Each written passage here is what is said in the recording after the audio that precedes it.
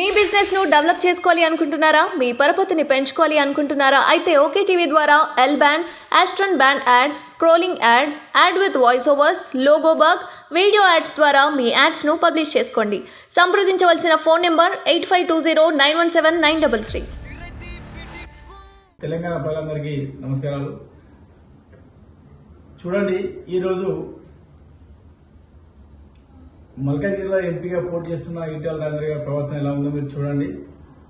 గతంలో ఆయన ఏదైతే సివిల్ సప్లై పనిచేసినప్పుడు దానికి సంబంధించిన ఆ స్కామ్ల 5,000 కోట్ల రూపాయల స్కామ్ చేసిండని ఒక టీవీ ఛానల్ యాంకరు, ఆ టీవీ ఛానల్ యజమానురాలు శ్రావ్య గారు ఆయనకు సంబంధించిన అవినీతిని బయటపెట్టినందుకు ఈటెల రాజేందర్ గారు మూర్ఖులు లెక్క తయారైపోయి అతని మైండ్ పనిచేయక అతని మనుషులతోని మరియు అతని అనుచరులతోని బ్లాక్ మెయిల్ కాల్ చేయించడం, ఆమెను ఇబ్బంది పెట్టడం, అనేక రకమైన గురియడం జరుగుతుంది.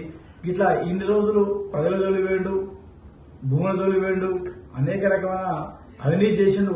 ఇప్పుడు ఈ ఆడపిల్లల జోలి కూడా పోతాడు ఈటెల రాజేందర్. దయచేసి ప్రజలారా గుర్తుపెట్టుకోండి, ఇలాంటి వ్యక్తిగా మీరు ఎంపీ కావాలనుకున్నది, ఇలాంటి వ్యక్తిగా మీరు ఓట్లు వేసేది ఒక్కసారి ఆలోచన చేయండి. ఈయన అవినీతి, ఈయన చేసే అక్రమాలు ఇంకా చాలా ఉన్నాయి.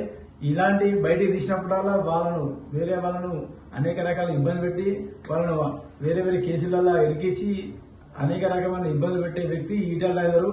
కొంచెమైనా సిగ్గుండాలి ఈటెల రాజేందర్కు. ఒక ఆడపిల్ల జోలి పోతుడు.